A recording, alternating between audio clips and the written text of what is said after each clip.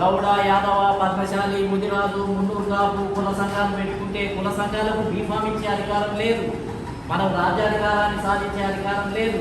కాబట్టి పొలిటికల్గానే అన్యాయం జరుగుతుంది, రాజకీయంగానే అన్యాయం జరుగుతుంది. కాబట్టి రాజకీయ న్యాయమే జరగాలి, రాజకీయ సమానత్వమే రావాలి. వెలమలు రెడ్లే ఈ రాష్ట్రాన్ని పరిపాలిస్తున్నారు.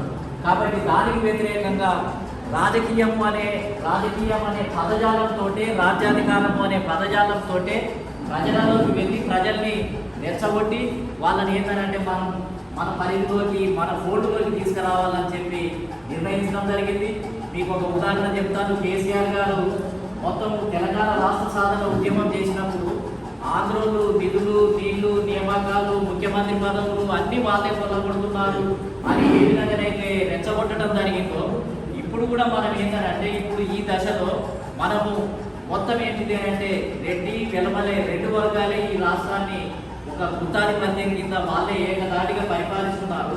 అంటే ఈ రెండు అగ్రకులాలు పరిపాలిస్తుంటే మన బీసీలు ఓట్లు వేయడానికే పుట్టామా, జెండాలు వేయడానికే పుట్టామా, వాళ్ళ కార్యకర్తలుగా పనిచేయడానికే పుట్టామా, వాళ్ళు ముఖ్యమంత్రులుగా ఉంటే మన మామూలు కార్యకర్తలుగానే ఉండాలా? అంటే మన జీవితకాలం అంతా కులగుట్టు చేయడానికే పుట్టామా, కళ్ళు వేయడానికే పుట్టామా, గొర్రెలు గాయడానికే పుట్టామా, గడ్డలు చేయడానికే పుట్టామా, మనమంతా వాళ్ళకి ఓట్లు వేయడానికే పుట్టామా?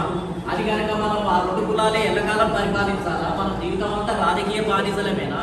అంటే మనం రాజకీయ బానిసలుగా ఉండటానికే పుట్టామా అని ఈ పదజాలాన్ని ఒకదాన్ని కొత్తదాన్ని కనుక మనం ప్రవేశపెట్టి గ్రామాలలో ఒక యాత్రా కార్యక్రమాలు పెట్టి ప్రతి మండలంలో, ప్రతి నియోజకవర్గంలో కూడా మొత్తం ఏంటిది అని అంటే చిన్న చిన్న మీటింగులు పెట్టి మనం జనంలోకి పోతే బాగుంటుంది. మిగతా వాళ్ళు వస్తారా రారా అనేది కాదు.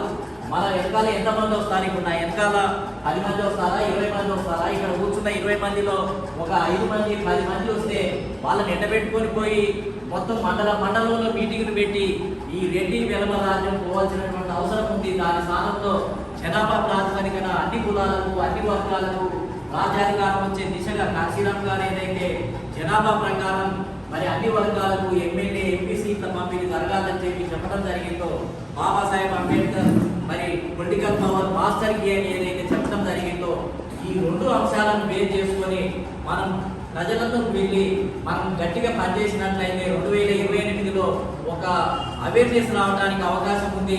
ఇప్పుడు తెలంగాణ ఉద్యమం అయిపోయింది. తెలంగాణ ఉద్యమం ద్వారా రెడ్లు, వెలమలు బాగుపడ్డారు, వాళ్ళ అధికారంలోకి వచ్చారు. మరి మన ఏజెండా ఏంటిది? బహుజనుల ఏజెండా ఏంటిది అని అంటే ఇప్పుడు మన ఏజెండాను ముందుకు తీసుకురావాలి, మనం అధికారంలోకి రావాలి, మనం పాలకులుగా మారాలి. ఇక రాబోయే కాలం మనదే.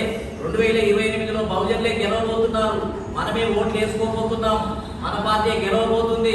ఇక చాలు, ఈ రెండు కులాల పాలన చాలు, రెడ్ల పరిపాలన చాలు, దానికి ఫుల్ స్టాప్ పెడదాం అని ఒక పదజాలాన్ని ఏంటిది అని అంటే కొత్త పదజాలాన్ని మనం సృష్టించి మనం ఏంటిది అని అంటే మండలం కనుక మీటింగులు పెడుతూ ఒక యాత్రా కార్యక్రమాలు కనుక నిర్వహించినట్లయితే ఖచ్చితంగా అవేర్నెస్ వస్తుంది. తెలంగాణ యొక్క స్వభావం ఏంటిది అని అంటే ఎవరైతే రెచ్చగొడతారో, ఎవరైతే బాగా పదునైనటువంటి పదజాలాన్ని ఉపయోగిస్తారో దానికే లొంగిపోయే స్వభావం ఇక్కడి ప్రజానికానికి ఉంది. తెలంగాణ సాయుధ పోరాటం దగ్గర నుంచి చూస్తున్నాం. తెలంగాణ సాయుధ పోరాటంలో కూడా భూమి కోసం, ముక్తి కోసం పోరాటం, వెట్టి చాకిరికి వ్యతిరేకంగా పోరాటం అని అంటే జనమంతా పెద్ద ఎత్తున కదిలొచ్చినటువంటి పరిస్థితి ఉంది. 2-3 నినాదాలతోటి రెచ్చగొడితే జనమంతా రోడ్ల మీదకి వచ్చి సాయుధ పోరాటంలో పాల్గొన్నారు, కూలీ నాలి ఉద్యమంలో పాల్గొన్నారు. ఎన్టీ రామారావు కూడా తెలుగు ప్రజల ఆత్మగౌరవం అనే పేరుతోటి రెచ్చగొట్టేస్తే మొత్తం ఏంటిది అని అంటే ప్రజలంతా తెలుగుదేశానికి బ్రహ్మరథం పట్టడం జరిగింది. కేసీఆర్ అదే విధంగా చెన్నారెడ్డి రెచ్చగొట్టినప్పుడు 69లో కూడా తెలంగాణ ఉద్యమం ద్వారా 10 ఎంపీ సీట్లు గెలుపొంది పెద్ద ఎత్తున జనమంతా రోడ్ల మీదకి వచ్చారు. అంటే ఆంధ్రోళ్ళే పరిపాలిస్తారా, మన భూములన్నీ వాళ్ళే ఆక్రమించుకుంటారా, మొత్తం ఉద్యోగాలన్నీ వాళ్ళేనా అని ప్రవేశపెట్టిన ఉద్యమం ద్వారా ప్రజలు తెచ్చిపోయి రోడ్డు మీదకి వచ్చారు. కేసీఆర్ అంతకంటే రెచ్చగొడితే, తెలంగాణ రాష్ట్ర సమితి పేరుతోటి రెచ్చగొడితే జనమంతా లేచాము. మనం వంట వార్పు మొత్తం జేఏసీలు, ప్రతి కుల సంఘం జేఏసీ, గల్లీలో మీటింగులు జరిగాయి. రెచ్చగొట్టడం వల్లనే, పదునైనటువంటి పదజాలాన్ని ఉపయోగించడం వల్లనే.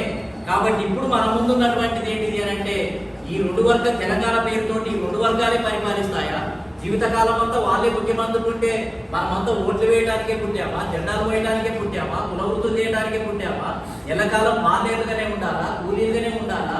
అంటే ఈ పదజాలాన్ని ఉపయోగించి ఇక మన సమయం వచ్చింది, మన వంతు వచ్చింది, ఇక రాబోయేది మనమే, ఇక చాలు వీళ్ళు పరిపాలించింది చాలు అనే ఒక కొత్త పదజాలంతో మనం కరపత్రాలు, సెమినార్లు, ఉద్యమాలు, జేఏసీలు, ఇవన్నీ వంటవారు కార్యక్రమాలు ఇవన్నీ కనుక పెడితే ఖచ్చితంగా మార్పు వస్తుంది అనే నమ్మకం నాకు ఉంది. కాబట్టి ఈ పద్ధతుల్లో పోతేనే బాగుంటుంది. మీరు చెప్పినటువంటి కొంతమంది పెద్దలు చెప్పినటువంటి అంశాలను కూడా పరిగణలోకి తీసుకొని ఎక్కడో ఒక దగ్గర దీన్ని మన జనాన్ని నిద్ర లేపాలి.